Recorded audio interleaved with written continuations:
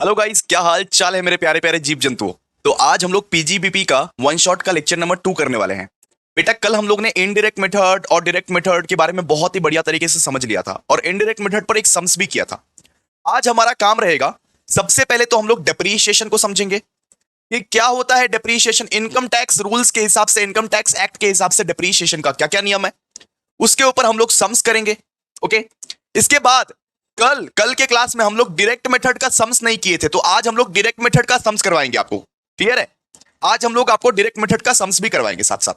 और साथ ही साथ एक लास्ट टॉपिक बचा हुआ है, एक अनोखा, एक बहुत ही सस्ता टॉपिक, जिसका नाम है दोस्तों साइंटिफिक रिसर्च। जो नाम से तो बड़ा कठिन लगता है, नाम से बड़ा टफ लगता है, लेकिन है बड़ा इजी। तो इसको हम करके आज पूरा का पूरा पीजीबीपी समाप्त कर देंगे और 15 मार्क्स आपके जेब में सिक्योर कर देंगे। दोस्तों, अगर आपने पिछला लेक्चर नहीं देखा है तो पहले पहले वाला लेक्चर देख के आओ, क्योंकि वहां पे मैंने पूरा का पूरा बेसिक अंडरस्टैंडिंग दिया है। तो वो लेक्चर अगर नहीं देखोगे तो ये लेक्चर समझ में नहीं आएगा। इसीलिए पिछला वाला लेक्चर हाथ जोड़ के गुजारिश है कि आप लोग वहां से देख के आओ, तब जाके आपको पीजीबीपी का वन शॉट का लेक्चर नंबर 2 समझ में आएगा। और बेटा जी, अगर आपने नोट्स कहीं से भी नहीं लिया, अगर आपको टैक्सेशन का नोट्स चाहिए, कॉस्टिंग का नोट्स चाहिए, कंज्यूमर बिहेवियर का नोट्स चाहिए, नोट्स अगर आपको नहीं मिला है तो नोट्स के लिए आप हमारे व्हाट्सएप ग्रुप और आप हमारे वो टेलीग्राम चैनल को ज्वाइन करके रखिए। वापस से एक व्हाट्सएप ग्रुप क्रिएट कर दिया गया है, गर्ल्स हो तो गर्ल्स, बॉयज हो तो बॉयज। तो व्हाट्सएप और टेलीग्राम में जुड़ के रहिए और जल्दी से जल्दी नोट्स को डाउनलोड कीजिए और पढ़ना को स्टार्ट कीजिए। प्रो बैच में तो पीजीबीपी सैलरी हम लोग ने बहुत डिटेल में किया है, लेकिन यहां भी कोई कसर नहीं छोड़ूंगा, यहां भी कोई कसर नहीं छोड़ूंगा। यहां पर भी मैं इतना ही डिटेल में आप लोगों को पढ़ा रहा हूं, हर एक चीज मैं कवर करने की कोशिश कर रहा हूं दोस्तों। तो आप लोगों को भी थोड़ी सी मेहनत करनी पड़ेगी। क्लियर है? चलो आ जाओ, आ जाओ। सबसे पहला जो आज हम लोग करेंगे, आज हम लोग सबसे पहले डेप्रीशिएशन को रिवाइज करेंगे। जो कल हम आपको समझाए थे डेप्रीशिएशन, उसके सम्स करेंगे आज। सबसे पहला टास्क हमारा ये है, सबसे पहला मकसद हमारा ये है कि डेप्रीशिएशन को समझेंगे और डेप्रीशिएशन का सम करेंगे। ये क्या है मकसद है हमारा? मकसद ये सबसे पहले डेप्रीशिएशन के कंसेप्ट को एक बार रिवाइज कर लेते हैं। डेप्रीशिएशन के कंसेप्ट के बारे में हम लोग ने क्या बोला था कि इनकम टैक्स एक्ट के हिसाब से इनकम टैक्स ये बोलता है कि डेप्रीशिएशन हम जैसा चार्ज करेंगे वैसा तुम ले पाओगे। ठीक है? तो इनकम टैक्स वाला ये बोलता है कि डेप्रीशिएशन आप टेंजिबल असेट्स पे भी ले सकते हो और इनटेंजिबल असेट्स पे भी ले सकते हो। हालांकि अकाउंटिंग स्टैंडर्ड ये नहीं बोलता है, अकाउंटिंग स्टैंडर्ड ये बोलता है कि टेंजिबल असेट्स पे डेप्रीशिएशन ले सकते हो, लेकिन इनटेंजिबल असेट्स का कभी भी डेप्रीशिएशन नहीं होता, एमोटाइजेशन होता है। लेकिन इनकम टैक्स वाला बोलता है कि नहीं, हम लोग टेंजिबल असेट्स पे भी लेंगे और इनटेंजिबल असेट्स पे भी लेंगे डेप्रीशिएशन।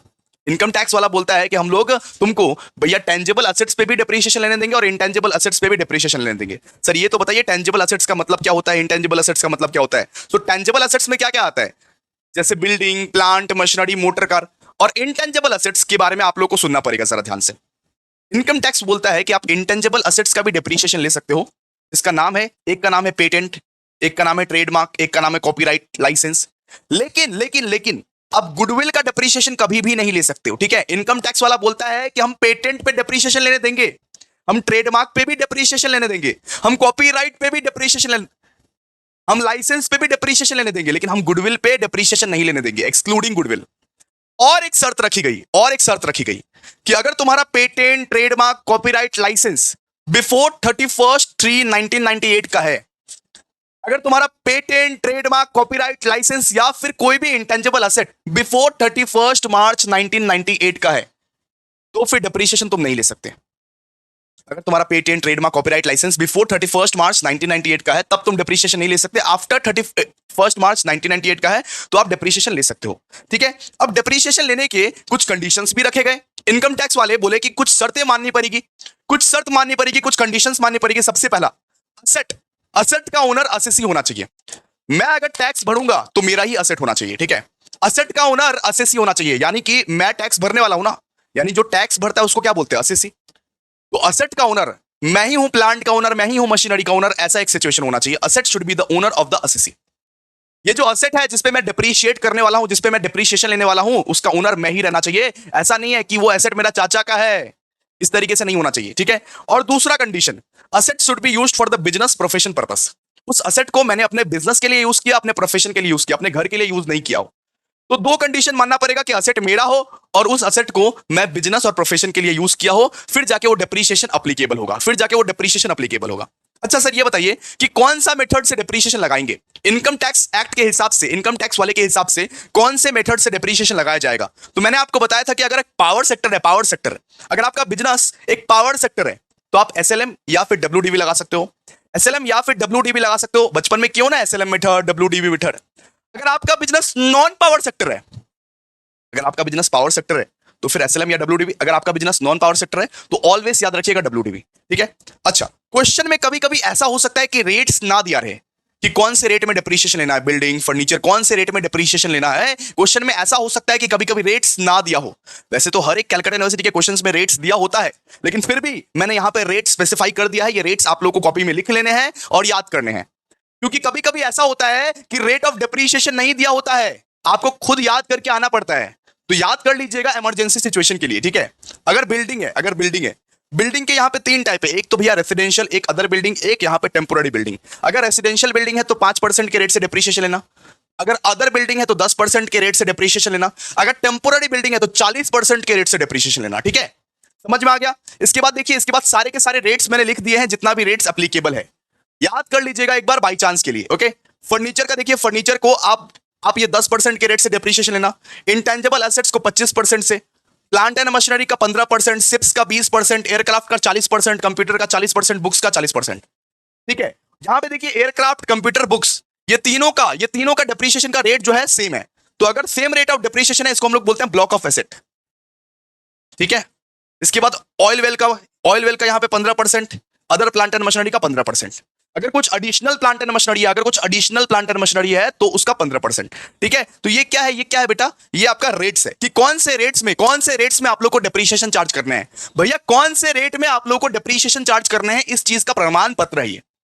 आइए बात करते हैं कि सर डिप्रीशिएशन किस हाल में कैसे चार्ज करना है, 6 महीना का या 1 साल का, किस हाल में कैसे। तो डब्ल्यूडीवी फॉर डिप्रीशिएशन, जो डब्ल्यूडीवी मेथड है उसको अप्लाई कैसे करना है। तो 3 शर्त है। देखिए, एक मशीन को अगर आपने एक्वायर तो किया लेकिन यूज नहीं किया, मान लो एक मशीन खरीद लिया मैंने, उसको एक्वायर किया मैंने, लेकिन आज तक जिंदगी में मैंने यूज नहीं किया, तो इनकम टैक्स वाला बोलता है कि इस पे कोई भी डिप्रीशिएशन चार्ज मत करो। एक मशीन तुमने खरीद लिया लेकिन तुमने आज तक उसको यूज नहीं किया, एक प्लांट तुमने खरीद लिया, एक मोटर वैन तुमने खरीद लिया, एक फर्नीचर तुमने खरीद लिया, लेकिन तुमने यूज ही नहीं किया, उसको यूज ही नहीं किया। अगर यूज नहीं किया तो नो डिप्रीशिएशन। इनकम टैक्स वाला बोलता है कि कोई भी डिप्रीशिएशन लगाने की जरूरत नहीं है, ओके। यहां पे आपको अकाउंटिंग स्टैंडर्ड के हिसाब से नहीं, अकाउंटिंग स्टैंडर्ड भाड़ में जाए, आप इनकम टैक्स भर रहे हो, इनकम टैक्स के हिसाब से आप लोगों को डिप्रीशिएशन चार्ज, इनकम टैक्स वाला जो बोलेगा वो आपको मानना पड़ेगा। ओके। इसके बाद क्या हुआ, acquired but put to use for less than 180 days. अगर कोई मशीन को आपने 180 दिन से कम यूज किया है, सुनो जरा ध्यान से, अगर कोई मशीन को कोई एक फर्नीचर को, मान लो ये चेयर को मैंने अगर 180 दिन से कम यूज किया है, तो इनकम टैक्स वाला बोलता है कि उस पे ना हाफ रेट पे डिप्रीशिएशन चार्ज करो, हाफ रेट पे डिप्रीशिएशन चार्ज करो। मान लो कि 1 लाख का मशीन खरीदे और उसका रेट है वो 10%, तो 1 लाख इंटू 10% इंटू 1/2 कर देना, 1 लाख इंटू 10% इंटू 1/2। क्लियर है। अगर कोई मशीन खरीदे और 180 दिन से बहुत कम यूज की हो, 120 दिन, 130 दिन, 140 दिन या 179 डेज यूज की हो, तो हाफ रेट पे डिप्रीशिएशन चार्ज करना। ठीक है। अगर कोई मशीन ऐसा खरीदे हो जिसको आप 180 दिन से ज्यादा यूज कर चुके हो, तो फुल रेट पे डिप्रीशिएशन चार्ज करना। ठीक है। इसके बाद ब्लॉक ऑफ एसेट्स का मतलब क्या होता है। ब्लॉक ऑफ एसेट्स का मतलब ऑलरेडी आप लोग को सिखा दिया है कि अगर मान लीजिए कंप्यूटर और बुक्स दोनों का ही डिप्रीशिएशन का रेट सेम है, यानी कंप्यूटर का भी 40% है, बुक्स का भी 40% है, तो ब्लॉक ऑफ एसेट्स का मतलब क्या हुआ, ब्लॉक ऑफ एसेट्स का मतलब ये हुआ कि ये सेम नेचर के सेम काइंड के डिप्रीशिएशन होंगे। सेट है। ओके। सम्स करते हैं अभी, सम्स। आई होप आप लोगों ने डिप्रीशिएशन का पूरा कंसेप्ट समझ गए होंगे। अब हम लोग सम्स पे चलेंगे। ओके। अब हम लोग सम्स करने वाले हैं, तो फटाफट से हमारा मैट निकाल लीजिए और मैट का क्वेश्चन नंबर 3 निकाल लीजिए। क्वेश्चन नंबर 3 डिप्रीशिएशन का क्वेश्चन नंबर 3 निकाल लीजिए। क्वेश्चन नंबर 3 और क्वेश्चन नंबर 4 हम लोग करने वाले हैं। क्लियर है। तो आइए फटाफट से क्वेश्चन नंबर 3 को पढ़िए, क्या लिखा हुआ है एक बार पढ़ते हैं इसको और देखते हैं कि हमसे सॉल्व भी हो पाता है या नहीं। ठीक है। आइए, फ्रॉम द फॉलोइंग पर्टिकुलर ये compute admissible depreciation and capital gain या लॉस। यहां पे हम लोग को बोला है कि सबसे पहले बेटा डिप्रीशिएशन निकालो, और बोला है अगर कैपिटल गेन हुआ है तो वो भी निकाल लेना, अगर कैपिटल लॉस हुआ है तो वो भी निकाल लेना। सबसे पहले तो बोला है डिप्रीशिएशन निकालो, और कैपिटल गेन या लॉस कुछ भी हुआ है तो वो भी निकाल लेना। सब बताएंगे आप लोगों को, जरा सुनना पड़ेगा, ये पूरा का पूरा सम जरा सुनना पड़ेगा। सबसे पहले आप लोग को दिया हुआ है written down value of building A and B. हम लोग को यहां पे दिया हुआ है written down value of building A and B, मतलब कि डब्ल्यूडीवी ऑफ बिल्डिंग ए और बी का दिया हुआ है एज ऑन 1/4/2023। हमारे पास ऑलरेडी 2 बिल्डिंग थी, बिल्डिंग ए और बिल्डिंग बी, उसका रिटन डाउन वैल्यू हम लोग को दिया हुआ है 2,50,000, और डिप्रीशिएशन का रेट है बेटा, डिप्रीशिएशन का रेट है 10%। डिप्रीशिएशन का रेट कितना, 10%। ओके। और हम लोगों को बोला हुआ है कॉस्ट ऑफ बिल्डिंग सी एक नया बिल्डिंग परचेस किया है जिसका नाम है बिल्डिंग सी, जिसको परचेस कब किए? नवंबर 15 2023 में, जिसको हम लोग परचेस किए नवंबर 15 2023 में, जिसका डेप्रीशिएशन रेट है 10%। ठीक है, अब देखिए यहां पे केस ए में बोला हुआ है if all the building A B and C are sold for 6 lakh. कौन सा सिचुएशन होगा, क्या होगा डेप्रीशिएशन जब सारे के सारे बिल्डिंग ए बी या सी, ए बी सी को हम लोग 6 लाख में बेच दे? अगर सारा बिल्डिंग बिक गया तो क्या होगा, कैपिटल गेन, लॉस या डेप्रीशिएशन क्या होगा, वो निकालने हम लोग को बोला हुआ है। तो आइए सबसे पहले केस ए को करते हैं, उसके बाद केस बी को करेंगे, उसके बाद केस सी को करेंगे। ठीक है, हमारे पास यहाँ पे हमारे पास यहाँ पे 3 ठो केस दिया हुआ है, केस ए, केस बी, केस सी। आइए, तो सबसे पहला केस है कि क्या होगा जब सारे के सारे बिल्डिंग को हम लोग बेच देंगे। तो आइए यहाँ पे फॉर्मेट बनाइए, कंप्यूटेशन लिखिए, computation of depreciation, computation of depreciation allowed under section ये 32, allowed under section 32 for the assessment year 2023-2024। कुछ नहीं है भाई, बचपन में जैसे डेप्रीशिएशन निकालते थे ना, बिल्कुल उसी तरह उसी प्रकार तुमको डेप्रीशिएशन निकालना है। आपको 3 ठो केस दिया हुआ है। तो पहला वाला केस में बोला हुआ है कि क्या होगा जब बिल्डिंग ए बी सी हम तीनों को बेच देते हैं, क्या होगा उस सिचुएशन में। तो एक फॉर्मेट बना दो फटाफट से, एक पर्टिकुलर एक अमाउंट का कॉलम बना दो। आप एक फॉर्मेट बना दो, एक पर्टिकुलर और एक अमाउंट का कॉलम बना दो। एक पर्टिकुलर का कॉलम बनाना, पर्टिकुलर्स, एक अमाउंट का कॉलम बनाना। ठीक है, हम लोग कौन सा केस करने वाले हैं? हम लोग सबसे पहले केस नंबर 1 करने वाले हैं। तो यहां पे लिखो केस 1 और हेडिंग दे दो। हेडिंग किस चीज के लिए? बिल्डिंग के लिए। बिल्डिंग रेट ऑफ डेप्रीशिएशन कितना है? रेट ऑफ डेप्रीशिएशन है भैया 10%। इस तरीके से लिखा जाता है, case 1 building at the rate of 10%। ठीक है, केस 1 करने वाले हैं। सबसे पहले केस 1 करने वाले हैं बेटा, केस 1।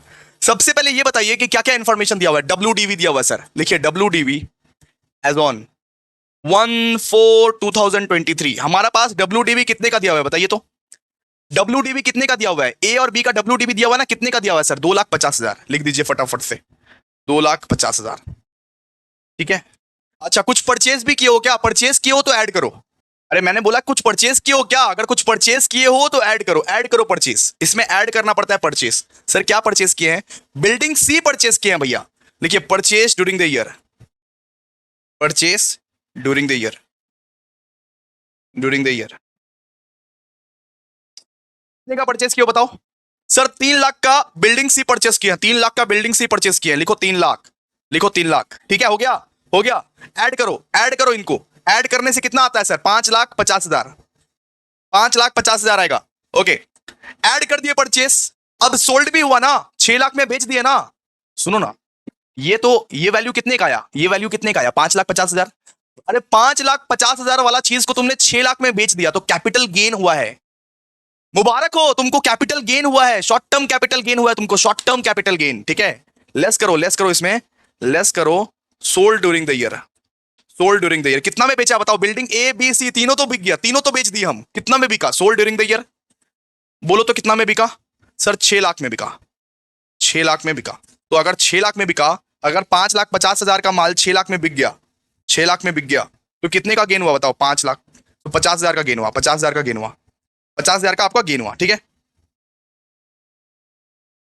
आपको 50,000 का मुनाफा हुआ। तो ये क्या कहलाएगा? ये कहलाएगा short term capital gain. Short term capital gain क्या कहलाएगा? Short term capital gain. आइए लिखिए फटाफट से, लिखिए यहां पे लिखिए शॉर्ट टर्म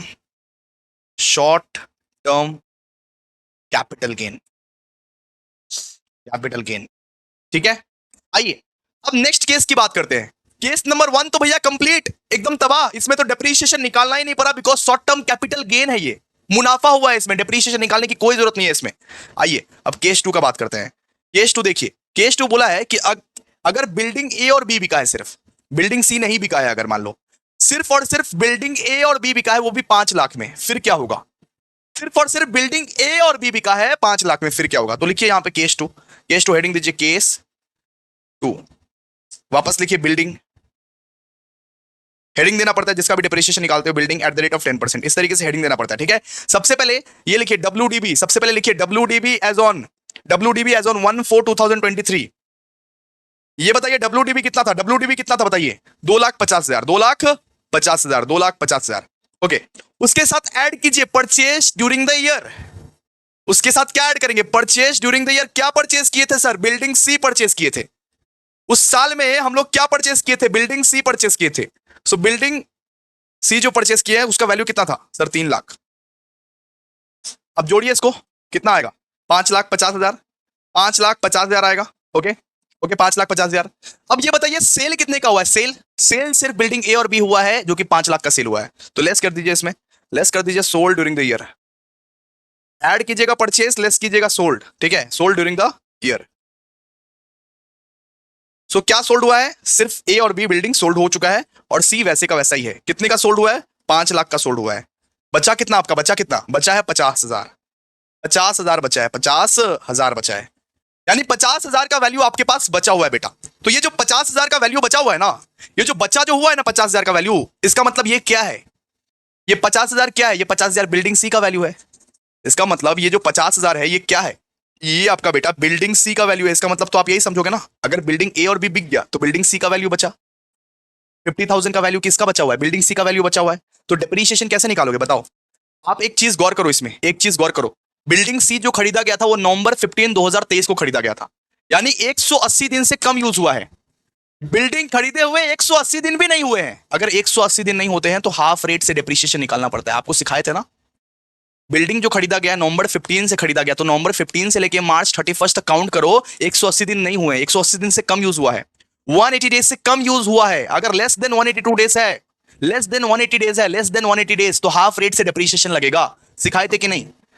तो इस 50,000 पे जो डिप्रीशिएशन लगेगा वो हाफ रेट पे डिप्रीशिएशन लगेगा। हाफ रेट पे डिप्रीशिएशन लगेगा। चलो आ जाओ, तो डिप्रीशिएशन निकालते हैं। यहां पे देखो किस तरीके से निकालेंगे डिप्रीशिएशन। ये बताइए डिप्रीशिएशन का रेट कितना दिया हुआ है sir? At the rate of 10% बोला हुआ है। एट द रेट ऑफ 10%, यानी कि कितना सर? 50,000। 50,000, ये 50,000 पे डिप्रीशिएशन लगेगा ना, 50,000। Okay, into into 10%, into 10%। और आप बोले थे सर कि 180 दिन नहीं होता है। अगर 180 दिन यूज नहीं हुआ है बिल्डिंग का तो हाफ रेट पे लगेगा। इंटू हाफ कर दीजिए, बात खत्म। इंटू हाफ कर दीजिए, बात खत्म। हाफ रेट पे डिप्रीशिएशन मतलब इंटू हाफ कर देना होगा, बात खत्म। कीजिए फटाफट से, कितना? निकाल निकाल निकाल। 50,000 इंटू 10% इंटू हाफ कर दो ना, कितना? 2,500। आपको समझ में आया? क्यों सर, क्यों? एक बार और बता दीजिए ना। यहां पे देखिए नवंबर 15 2023 को बिल्डिंग खरीदे थे, अभी तो 180 दिन भी नहीं हुए हैं। और 180 दिन अगर कोई एसेट का आप यूज नहीं करते बेटा तो हाफ रेट पे डिप्रीशिएशन चार्ज किया जाता है। अगर 180 दिन आप यूज नहीं करते हो कोई भी एसेट को तो हाफ रेट पे डिप्रीशिएशन चार्ज होता है। वो तो सिखाए थे आपको। चलिए थर्ड वाला केस देखिए। अगर मान लीजिए सिर्फ और सिर्फ बिल्डिंग ए सोल्ड हुआ है, ओ माय गॉड। अगर मान लीजिए ऐसा एक सर्कमस्टेंसेस है जिसमें सिर्फ और सिर्फ बिल्डिंग ए सोल्ड हुआ है, बिल्डिंग ए, बिल्डिंग बी नहीं बिका है, बिल्डिंग ए सोल्ड हुआ है सिर्फ, तो क्या होगा? आइए लिखते हैं। अब लिखिए केस सी। केस सी बनाइए, केस सी। केस बी कर दिए, केस सी। एकदम डेप्रिसिएशन का एग्जॉस्टिव कवरेज हो रहा है भाई, एग्जॉस्टिव कवरेज। इतना एग्जॉस्टिव कवरेज कोई नहीं करवाएगा। एक कमेंट कर दो, मजा आ रहा है तो। लिखो केस सी, लिखो building, building at the rate of 10%, at the rate of 10%। सबसे पहले क्या लिखते हैं बताओ? सबसे पहले क्या लिखते हैं? डब्ल्यूडीबी। WDB as on 1/4/2023। ये बताइए कितना है डब्ल्यूडीबी? डब्ल्यूडीबी है 2,50,000। लिख दीजिए 2,50,000। ओके, ऐड कीजिए परचेज, ऐड कीजिए purchase during the year. Purchase कितने का किए बताइए? परचेज कितने का किए सर? बिल्डिंग सी परचेज किए जो कि 3 लाख का। ओके, कितना? अब इसका टोटल कितना हो जाएगा सर? 5,50,000। 5,50,000 लेस कीजिए sold during the year. Sold during the year जो कि सिर्फ और सिर्फ बिल्डिंग ए ही बिका है। Sold during the year, sold during the year. ठीक है, कितने का बताओ? 50,000 का। ठीक है, कितना बचा बताइए? कितना बचा बताइए ना, बताइए ना कितना बचा? सर 5 लाख बचा, 5 लाख, 5 लाख बचा। ठीक है, अब सर ये कैसे पता लगाए? अब ये कैसे पता लगाए कि बिल्डिंग बी का वैल्यू क्या था और बिल्डिंग सी का वैल्यू क्या था? तो यहां पे बिल्डिंग सी का वैल्यू तो ऑलरेडी दे के रखा है, देखिए ना आप लोग। बिल्डिंग सी का वैल्यू ऑलरेडी दे के रखा है, देखिए ना। Building C purchased on, building C purchased on November 15 2023, 3 lakh में। आपने बिल्डिंग सी को कितने में खरीदा था? बिल्डिंग सी को आपने खरीदा था 3 लाख में। देखिए 3 लाख लिखा हुआ है। बिल्डिंग सी को कितने में खरीदा था? 3 लाख में खरीदा था। तो सिंपल सा बात है, 3 लाख बिल्डिंग सी का वैल्यू है और रिमेनिंग जो वैल्यू है वो बिल्डिंग बी का वैल्यू है। अब मैं बात करता हूं, बिल्डिंग सी आपने कब खरीदा था? बिल्डिंग सी आपने खरीदा था नवंबर 15 2023 में। तो बिल्डिंग सी पे तो हाफ रेट पे डिप्रीशिएशन लगेगा, सीधा सा बात है। क्योंकि बिल्डिंग सी को खरीदे हुए 180 दिन भी नहीं हुए हैं। बिल्डिंग सी पे हाफ रेट पे डिप्रीशिएशन लगेगा और बिल्डिंग बी पे फुल रेट पे डेप्रिसिएशन लगेगा। बिकॉज केस सी में हम लोग सिर्फ बिल्डिंग ए बेच रहे हैं, यानी आपके पास कितने बिल्डिंग बचे हुए हैं, एक तो बचा हुआ बी, एक बचा हुआ सी।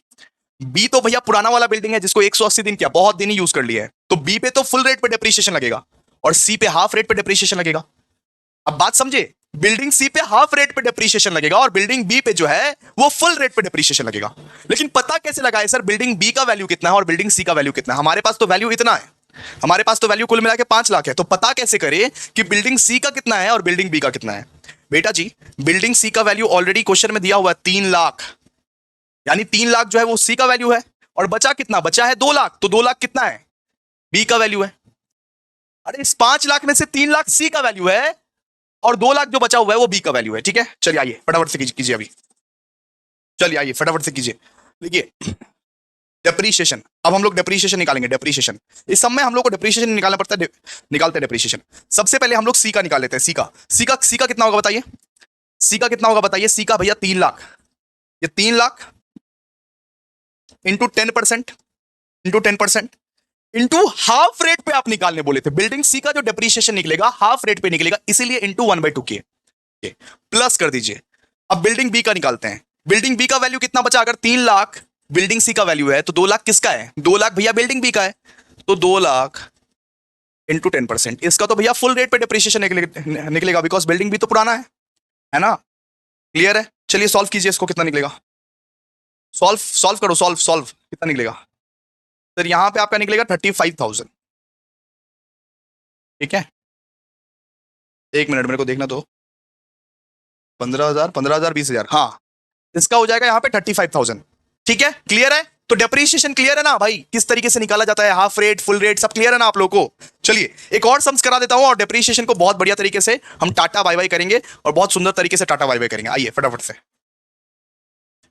चलिए देखिए क्वेश्चन नंबर 4 करने वाले हैं अभी हम लोग, क्वेश्चन नंबर 4 करने वाले हैं। ठीक है, क्वेश्चन नंबर 4 जरा देखिए आप लोग, बार बार लगातार ये एग्जाम में आता है और आप लोग बोलते हो कि भैया क्या टफ सम है। इतना टफ सम नहीं है ये। देखिए, from the following particular compute depreciation old tax regime for the previous year 2023-2024। ठीक है, कोई बात नहीं, आइए फटाफट से। यहां पे हम लोग को WDB दिया हुआ है, ले लेंगे। यहां पे बोला हुआ है कि एक नया मशीन खरीदे थे जिसको हम लोग 1 जनवरी से यूज करना शुरू ही किए हैं। एक नया मशीन खरीदे थे जिसको हम लोग 1 जनवरी से यूज करना शुरू ही किया है, यानी कि 180 दिन पूरा नहीं हुआ है। यानी कि ये क्या है, ये जो मशीन है ये लेस देन 180 डेज यूज हुआ है, 180 दिन पूरा नहीं हुआ है, सीधा सा बात है। इसके बाद बोला है कि एक मशीन को स्क्रैप में बेच दिया, वो भी सिर्फ और सिर्फ 10,000 रुपए में। एक मशीन को स्क्रैप में बेच दिया, वो भी सिर्फ 10,000 रुपए में। और यहाँ पे 4 में दिया हुआ है rate of depreciation 15%, additional depreciation यहाँ पे 20%। तो याद रखिएगा बेटा कि मशीनरी पे ना हम लोग एडिशनल डेप्रीशिएशन चार्ज कर सकते हैं, लेकिन शर्त यह है भाई, कंडीशन यह है कि एडिशनल डेप्रीशिएशन तो चार्ज करोगे, लेकिन एडिशनल डेप्रीशिएशन सिर्फ न्यू मशीन पे चार्ज किया जाएगा। ठीक है, न्यू मशीन पे एडिशनल डेप्रीशिएशन चार्ज कर सकते हो, लेकिन एडिशनल डेप्रीशिएशन सिर्फ नया मशीन पे चार्ज किया जाएगा, पुराना वाला मशीन पे कोई एडिशनल डेप्रीशिएशन चार्ज नहीं करोगे तुम। ठीक है, एडिशनल डेप्रीशिएशन हमेशा न्यू मशीन पे चार्ज किया जाता है। ठीक है, आइए इसको करके बताते हैं, फिर जाके आपको समझ में आएगा, बिकॉज ये 5 मार्क्स का एक छोटा सा समा सकता है। लिखिए यहाँ पे कैलकुलेशन ऑफ डेप्रीशिएशन। देखिए फॉर्मेट बनाइए इस तरीके से, बनाइए। सबसे पहले लिखिए WDB एज ऑन, कौन सा डेट है बताइए, ओपनिंग वाला कौन सा डेट है बताइए, 1/4/2023। WDB as on 1/4/2023।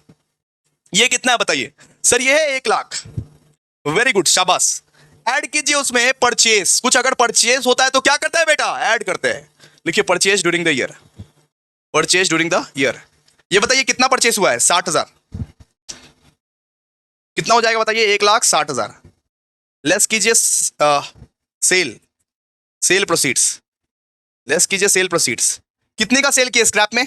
सर 10,000 का सेल किए, 10,000 का सेल किए, शाबाश। कितना बचा बताइए? 1,50,000 बचा, 1,50,000 बचा, 1,50,000 बचा आपका। ये क्या है? WDB एज ऑन 31st, अरे यार छोड़ो, इसको आप लिखो क्लोजिंग WDB, ऐसे लिख दो। ठीक है, क्लोजिंग WDB। ठीक है, इस तरीके से आपने लिखा। ओके, अब देखिए, अब हम लोग क्या करेंगे, अब हम लोग का काम क्या रहेगा, अब भाई टोटल वोटल कुछ नहीं करना है, अब सिर्फ डेप्रीशिएशन निकालना है। हम लोगों को क्या बोला है क्वेश्चन में कि सिर्फ और सिर्फ डिप्रीशिएशन निकालने से मतलब रखो और कुछ नहीं। तो आ जाओ डिप्रीशिएशन निकालते हैं। सबसे पहले तो डिप्रीशिएशन निकालते हैं नॉर्मल वाला। लिखिए डिप्रीशिएशन। कैसे निकाले सर डिप्रीशिएशन? आइए आइए बताते हैं किस किस तरीके से निकालते हैं।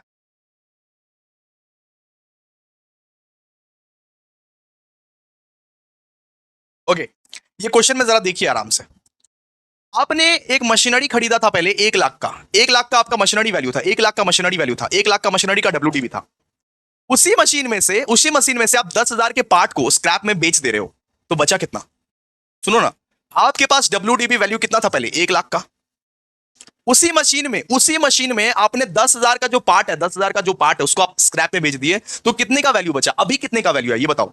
अभी कितने का वैल्यू है ये बताओ? 90,000 का वैल्यू है सर, 90,000 का वैल्यू।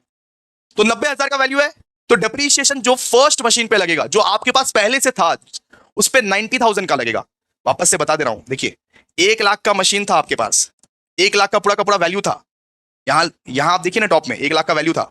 उसमें से आपने 10,000 का जो मशीन है वो उसको स्क्रैप में बेच दिया, तो बचा कितना वैल्यू? 90,000 बचा, है ना?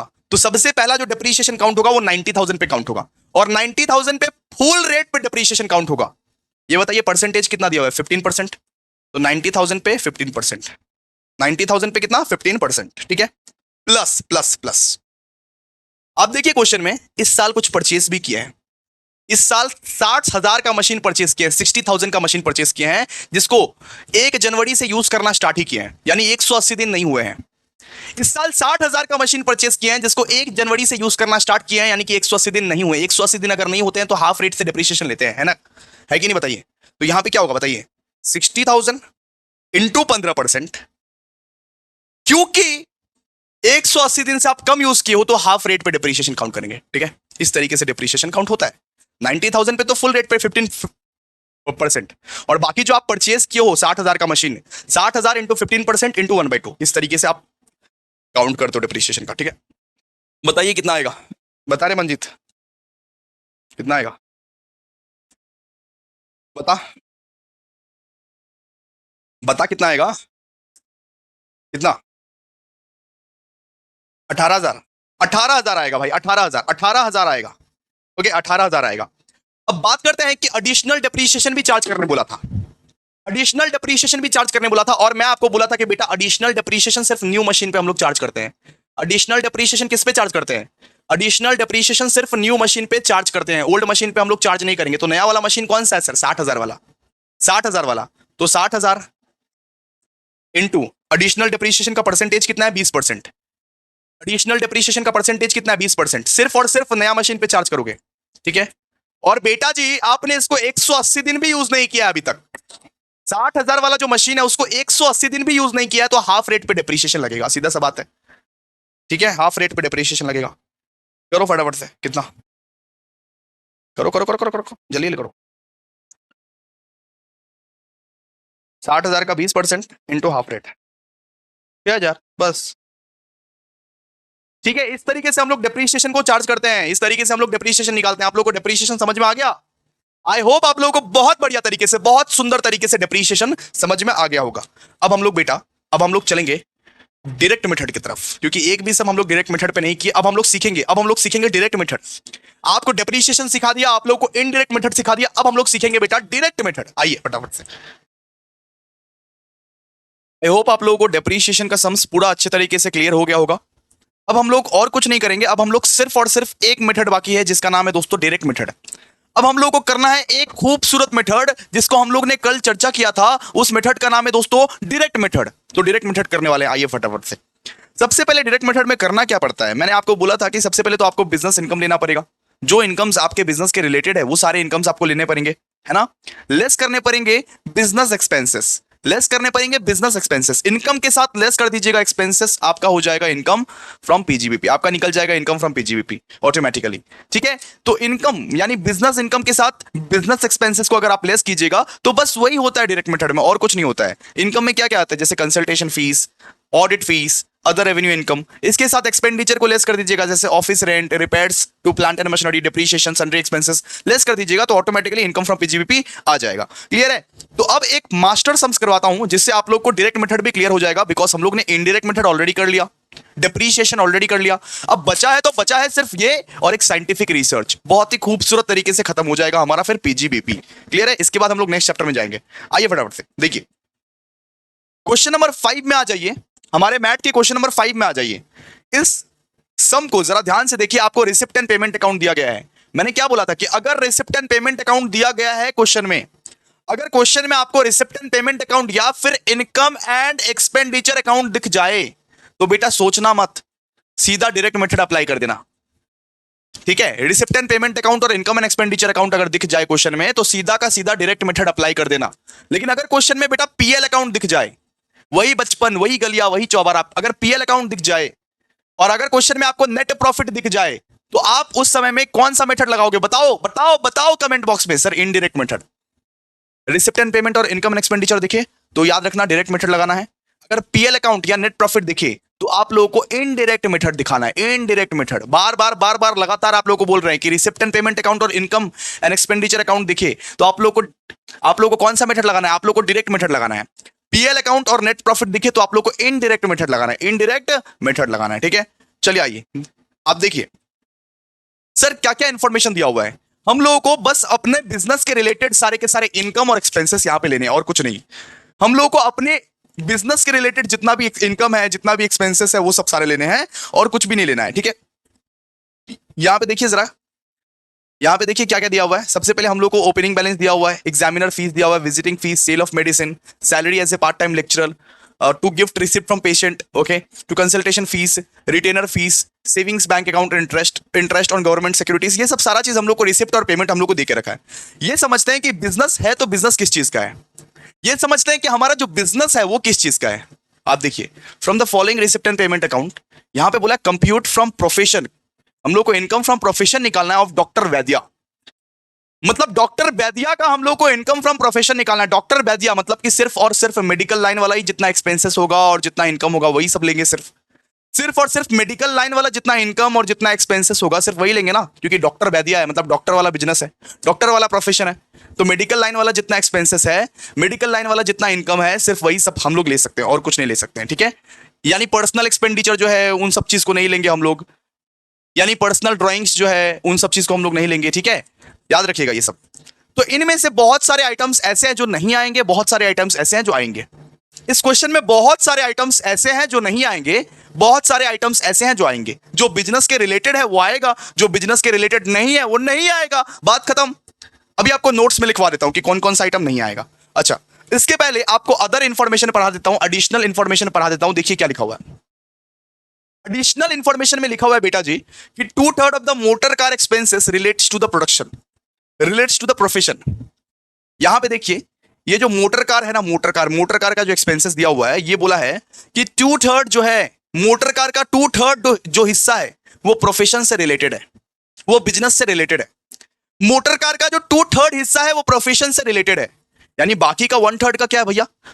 बाकी का 1/3 अपने हाउस होल्ड पर्पज के लिए यूज करता होगा, बाकी का 1/3 अपने पर्सनल पर्पज के लिए यूज करता होगा। तो बेटा जो पर्सनल पर्पज के लिए यूज होता है उसको हम लोग कंसीडर नहीं करते, उसको हम लोग कंसीडर नहीं करते।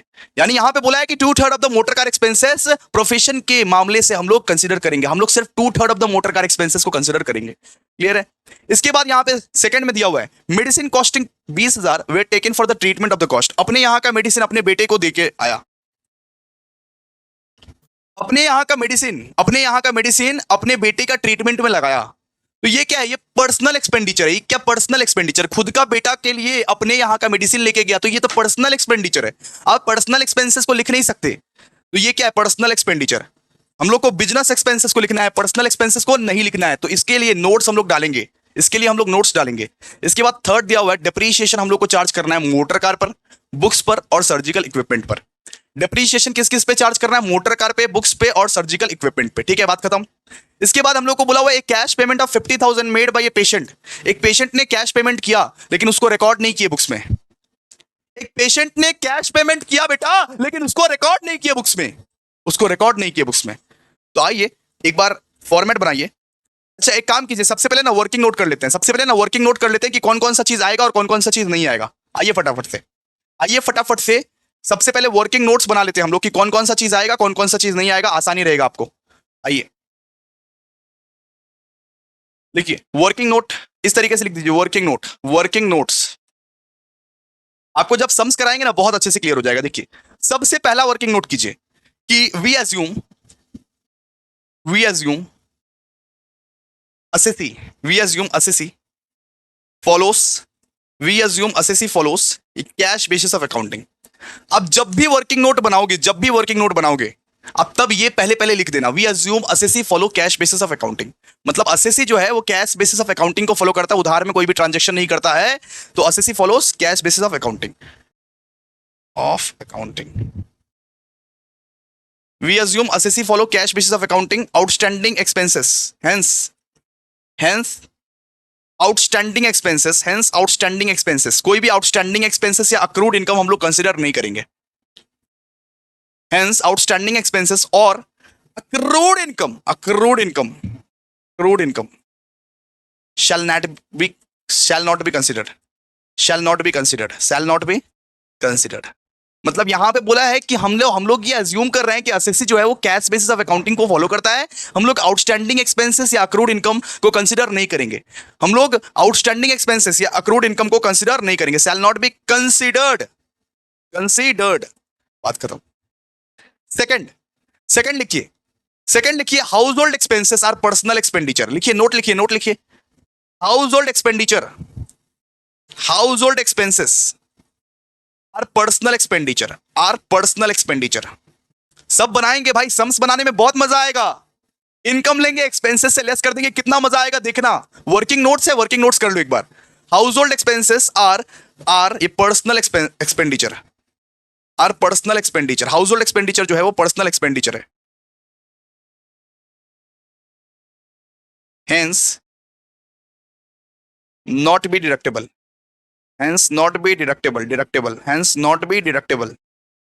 इसको आप डिडक्ट नहीं कर सकते, इसको आप एक्सपेंसेस में नहीं रख सकते। बिकॉज मैंने आपको बोला था दोस्तों कि आपको सिर्फ और सिर्फ बिजनेस इनकम लेना है और सिर्फ बिजनेस एक्सपेंसेस लेना है, दूसरा कोई इनकम और दूसरा कोई एक्सपेंसेस आप नहीं ले सकते। ठीक है, फिर तीसरे वर्किंग नोट में डालिए, यहां पे इनकम टैक्स भी था ना, इस सब में इनकम टैक्स का भी कुछ दिया हुआ था, देखिए ना। जी भैया बिल्कुल इनकम टैक्स का दिया होता। आप ही बताइए दोस्तों कि इनकम टैक्स आएगा? आपको लगता है इनकम टैक्स आएगा? नहीं, इनकम टैक्स नहीं आएगा। इनकम टैक्स खुद का पर्सनल नेचर का एक्सपेंसेस होता है। ठीक है, देखिए income tax not be deductible, deductible. Income tax नहीं आएगा, इनकम टैक्स को लेस नहीं करेंगे हम लोग एक्सपेंस से सिर्फ और सिर्फ बिजनेस एक्सपेंसेस को लेस करेंगे। ठीक है, इसके बाद लिखिए 1/3 ऑफ द मोटर कार, अगर ये बोला है कि 2/3 of the motor car are for professional purpose, 2/3 of the motor car are for professional purpose, इसका मतलब 1/3 of the motor car are personal purpose. तो 1/3 ऑफ द मोटर कार जो है इसको हम लोग कंसिडर नहीं करेंगे। 1/3 of the motor car are for private purpose, 1/3 of the motor car जो है वो प्राइवेट पर्पस के लिए है, प्राइवेट पर्सनल पर्पस के लिए है। Hence, it shall not be considered.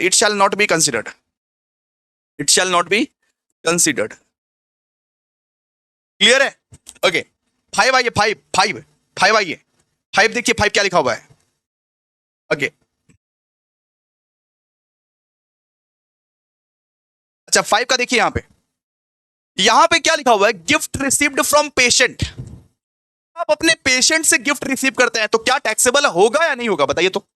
मैंने कल के क्लास में एक एग्जांपल दिया था कि अगर मैं डॉक्टर बाबू हूं और मेरे को अपना पेशेंट ने आईफोन दे दिया है तो वो आईफोन के ऊपर टैक्स लगेगा बेटा, टैक्स लगेगा। अगर आप बिजनेस के अंतर्गत, अगर आप बिजनेस प्रेमाइसिस में कुछ ना कुछ लेते हो अपने क्लाइंट से, अगर आप अपने क्लाइंट से कुछ ना कुछ लेते हो तो उस पर टैक्स तो लगेगा बेटा, टैक्स तो लगेगा। ठीक है, लिखिए लिखिए गिफ्ट फ्रॉम पेशेंट, लिखिए गिफ्ट फ्रॉम पेशेंट, ये शामिल तो करेंगे बेटा।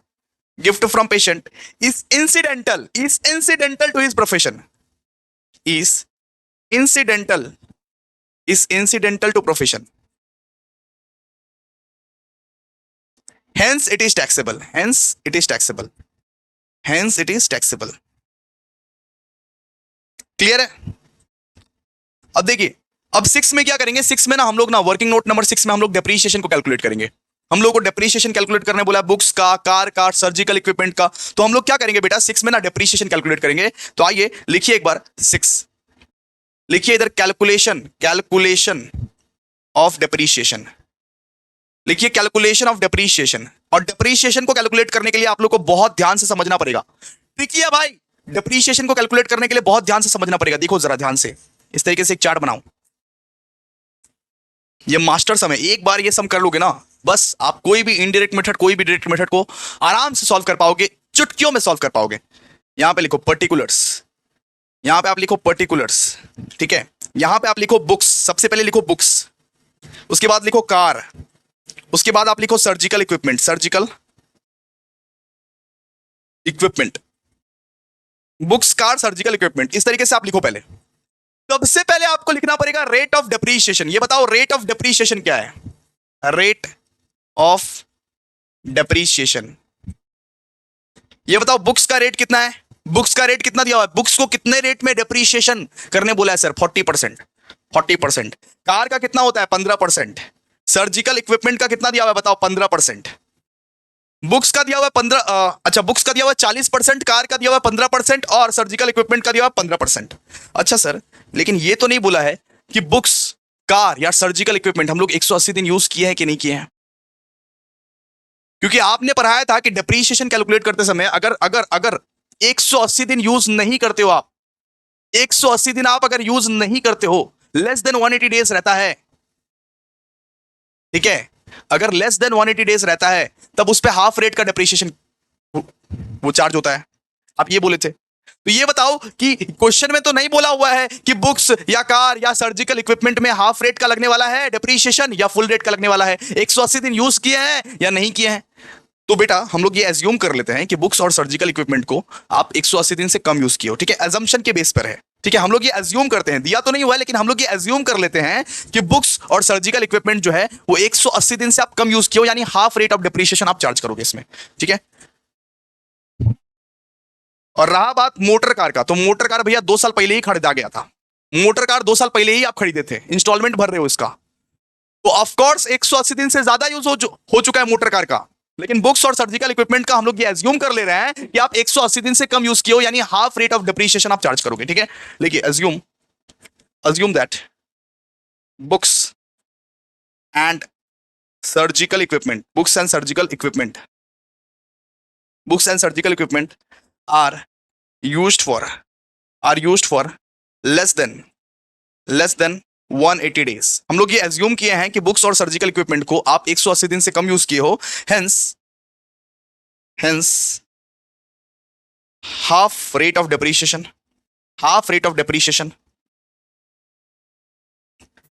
is applied, half rate of depreciation is applied, ठीक है। क्लियर है? इतना तक क्लियर है आप लोगों को? इतना तक क्लियर है? अब देखिए यहां पे हम लोगों को बुक्स और सर्जिकल इक्विपमेंट का ये नहीं बताया हुआ था 180 दिन यूज किया हुआ, 180 दिन यूज नहीं किया हुआ, तो हम लोग ने ये एज्यूम कर लिया कि उसको आप 180 दिन से कम ही यूज किए हुए, यानी बुक्स और सर्जिकल इक्विपमेंट पर आप half rate of depreciation he apply करोगे, ठीक है।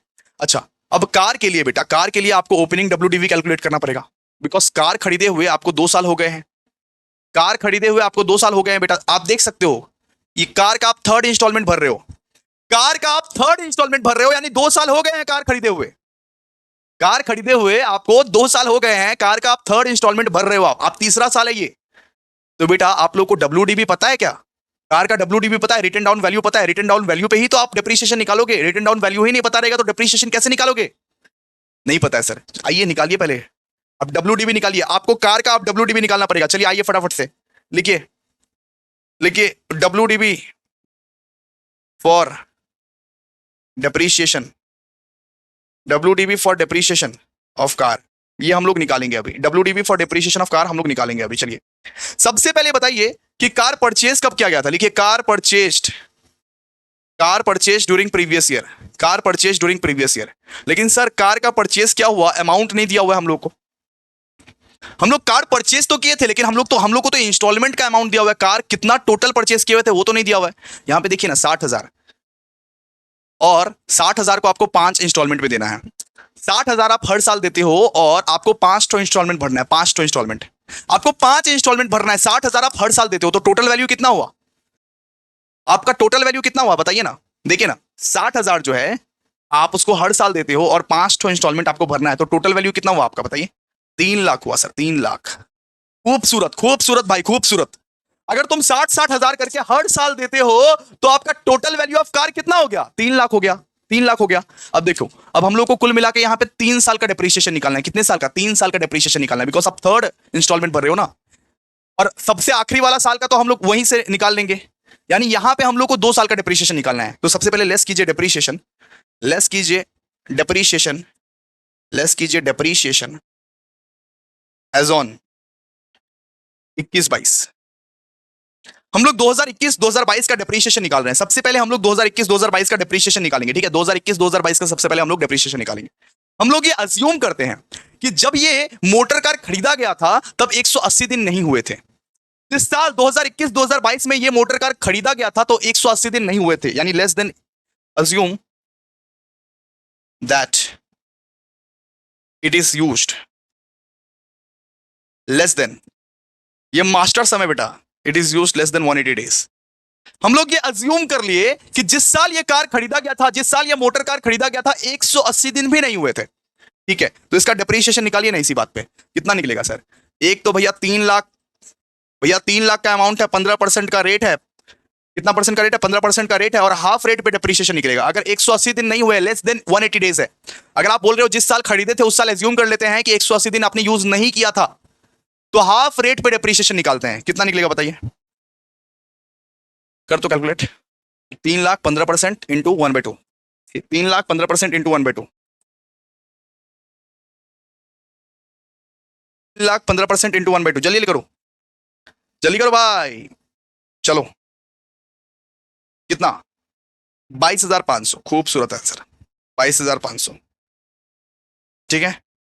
चलिए अब एक काम कीजिए, लेस कीजिए भाई। 3 लाख से 22,500 लेस करो, जल्दी से लेस करो। 3 लाख से 22,500 लेस करो जल्दी से, कितना निकलेगा? 2,77,500, 2,77,500, ये ना, 2,77,500। ओके, तो सर एक साल का तो डेप्रिसिएशन निकालिए, 2021-22 का तो डेप्रिसिएशन निकालिए। अब 2022-23 का डेप्रिसिएशन निकालते हैं, ठीक है?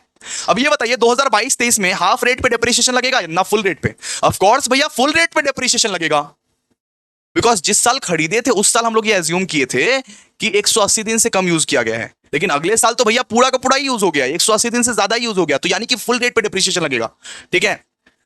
लेस कीजिए depreciation, depreciation as on, depreciation as on, depreciation as on, less कीजिए डेप्रिसिएशन एज ऑन 2022-2023, 2022-2023। इसका डेप्रिसिएशन कौन से वैल्यू पे निकालेंगे? आप लोग डब्ल्यूडीबी किए हो ना, सेमेस्टर 1 में डब्ल्यूडीबी किए हो ना, तो इसका डेप्रिसिएशन कौन से वैल्यू पे निकलेगा? ये वाला वैल्यू पे, 2,77,500 वाला वैल्यू पे निकलेगा, 2,77,500 वाला वैल्यू पे। तो निकालिए फटाफट से, लिखिए 2,77,500, 2,77,500 इंटू 15%, इंटू 15%, फुल रेट से डेप्रिसिएशन निकलेगा, फुल रेट से कितना निकलेगा बता दो? 2,77,500 इंटू 15%। मंजीत बोलो यार, एनर्जी लाओ, एनर्जी, थोड़ा सा एनर्जी लाओ बेटा, नहीं लाओगे कैसे चलेगा? 41,625। तो ये 41,625 आपका निकल गया, कुछ नहीं करना था। 22,500, 1 मिनट में चेक कर लेता हूं, तुम्हारा कुछ भरोसा नहीं। अच्छा सही है, सही है ना? वो सही किया ना, ठीक है। तो 41,625, 41,625, ठीक है? अब इसको लेस कीजिए, तो अब इसको एक बार लेस कीजिए आप लोग जल्दी से, लेस कीजिए, लेस करके फाइनल वैल्यू निकालिए, फाइनल डब्ल्यूडीबी वैल्यू निकालिए आप लोग जल्दी से। इसी डब्ल्यूडीबी वैल्यू से हम लोग करंट ईयर का डेप्रिसिएशन निकालेंगे, इसी डब्ल्यूडीबी वैल्यू से हम लोग करंट ईयर का डेप्रिसिएशन निकालेंगे। कितना बताइए? 2,35,825, 875, 2,35,875, ये क्या है बेटा, ये आपका करंट डब्ल्यूडीबी है। ये क्या है, करंट डब्ल्यूडीबी मतलब लेटेस्ट डब्ल्यूडीबी। अब इसी वाले डब्ल्यूडीबी से हम लोग अब करंट ईयर का डेप्रीशिएशन निकालेंगे, करंट ईयर का डेप्रीशिएशन निकालेंगे। चलिए ऊपर आइए, जो डेप्रीशिएशन का वर्किंग नोट कर रहे थे वही हम लोग बस हम लोग बस वो डब्ल्यूडीबी निकालने आए थे, डब्ल्यूडीबी निकालने आए थे। लिखिए फर्स्ट, आप लिखिए ओपनिंग डब्ल्यूडीबी, लिखिए ओपनिंग डब्ल्यूडीबी फटाफट से लिखिए, ओपनिंग डब्ल्यूडीबी। ये बताइए बुक्स इस साल खरीदे हो या बुक्स खरीदा गया था? नहीं सर, इस साल खरीदे हैं, तो इसका तो डब्ल्यूडीबी रहेगा नहीं। ये बताइए सर्जिकल इक्विपमेंट इस साल खरीदे हो या पहले से खरीदा हुआ था? अगर पहले से खरीदा हुआ था तो डब्ल्यूडीबी रहेगा। भैया नहीं है इसका, तो कार का ही है ना डब्ल्यूडीबी। सिर्फ और सिर्फ मात्र किसका है? सिर्फ और सिर्फ कार का डब्ल्यूडीबी है। कितना निकला था? कार का जो लेटेस्ट डब्ल्यूडीबी है वो कितना है सर? 2,35,875, 2,35,875। खूबसूरत आंसर, खूबसूरत आंसर। ऐड कीजिए इसके साथ परचेज, परचेज ऐड करते हैं ना। परचेज कितने कितने है बताइए? बुक्स, बुक्स कितना परचेज किया? बुक्स बताइए ना, बुक्स कितना परचेज किया? यहाँ पे देखिए ना, यहाँ पे by professional books purchased, credit side में लिखा हुआ है बाय प्रोफेशनल बुक्स परचेस्ड। कितना दिया हुआ है? 20,000। ये बताओ सर्जिकल इक्विपमेंट कितना परचेज किया हुआ है? सर्जिकल इक्विपमेंट, सर्जिकल इक्विपमेंट 60,000 का परचेज किया हुआ है। 60,000, देखिए यहाँ पे लिखा हुआ है 60,000 का सर्जिकल इक्विपमेंट परचेज किया हुआ है इस साल। ठीक है, हो गया है ना, हो गया ना? ऐड करो अभी। यहां पे आएगा 20,000, यहां पे आएगा 2,35,875, यहां पे आएगा 60,000। लेस कर दो इसमें सेल, लेस क्या कर दो इसमें? सेल। सेल हुआ है क्या? सेल हुआ है? कुछ भी सेल हुआ है क्या? नहीं हुआ है तो मत लिखो, आगे बढ़ाओ। 20,000, 2,35,875 और 60,000। अब एक बार डेप्रीशिएशन निकाल के खत्म कर दो इसको, लास्ट डेप्रीशिएशन निकाल के खत्म कर दो इसको, लास्ट डेप्रीशिएशन जो निकाल के खत्म कर दो उसको, आज खत्म कर दो। सर ये बुक्स का डेप्रीशिएशन किस रेट पे निकलेगा? बुक्स का डेप्रीशिएशन बेटा जी हाफ रेट पे निकलेगा, हाफ रेट पे। मैंने आपको बताया था बुक्स का डेप्रीशिएशन किस पे निकलेगा?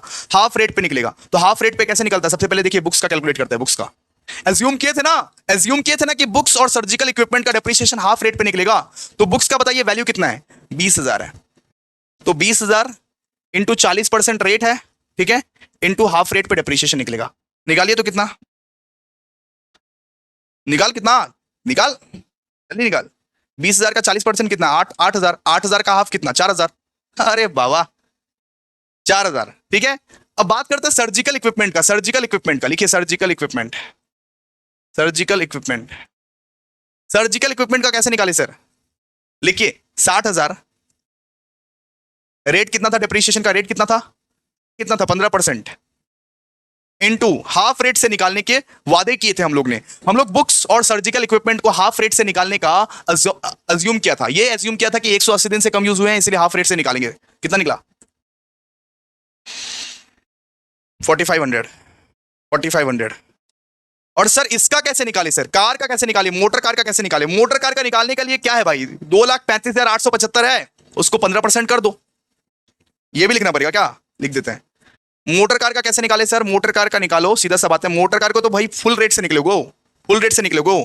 तो 2,35,875 इंटू 15% कर दो, इंटू 15% कर दो, कितना निकलेगा बता? कितना? 35,381।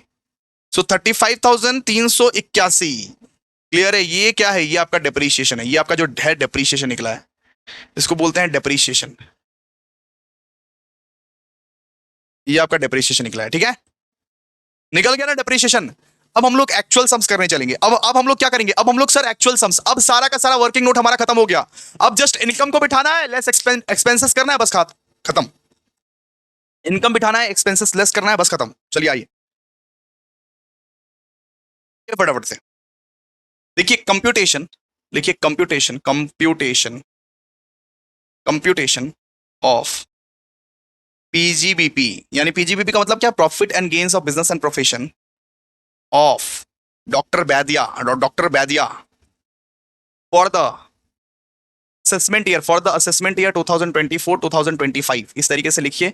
और आप कितने कॉलम बनाओगे? 3 कॉलम बनाओ। अच्छा दो कॉलम बनाओ, 2 कॉलम, 2 कॉलम, 2 कॉलम बना। हाँ हो जाएगा 2 कॉलम से, 2 कॉलम बना, एक और ये एक। लिखिए यहाँ पे पर्टिकुलर्स। क्या लिखोगे यहाँ पे? पर्टिकुलर्स। यहाँ पे लिखो अमाउंट। अरे 2 कॉलम से हो जाएगा बाबा, लिखना तो। कितना कॉलम बनाया? 50 तो देखो सबसे पहले क्या लिखते हैं, सबसे पहले यहां पे हम लोग लिखते हैं इनकम, इनकम लिखते हैं और लेस करते हैं एक्सपेंसेस। सबसे पहले इनकम, इनकम यानी कि कौन सा इनकम सर, बिजनेस वाला इनकम, बिजनेस वाला इनकम, और कोई भी इनकम नहीं, बिजनेस वाला इनकम। सबसे पहले लिखिए इनकम, इनकम क्या क्या है बताइए। सबसे पहले पहले इनकम, इनकम आप बताते रहिए। जो डॉक्टर के रिलेटेड, जो डॉक्टर के रिलेटेड या मेडिसिन लाइन के रिलेटेड या मेडिकल लाइन के रिलेटेड जो भी इनकम है उसको बताते रहिए आप लोग, ठीक है, उसको आप बताते रहिए। चलो ठीक है, सबसे पहला इनकम क्या है बताइए। सबसे पहला इनकम हमको दिख रहा है यहाँ पे कंसल्टेशन फीस। रिसिप्ट में देखिए ना बेटा, रिसिप्ट में, रिसिप्ट में क्यों नहीं दिखते हो, कंसल्टेशन फीस, ठीक है। अरे डॉक्टर लोग जो कंसल्ट करता है उसका फीस लिखिए, कंसल्टेशन फीस, कंसल्टेशन फीस कितना है बताइए, कंसल्टेशन फीस कितना है, 80,000।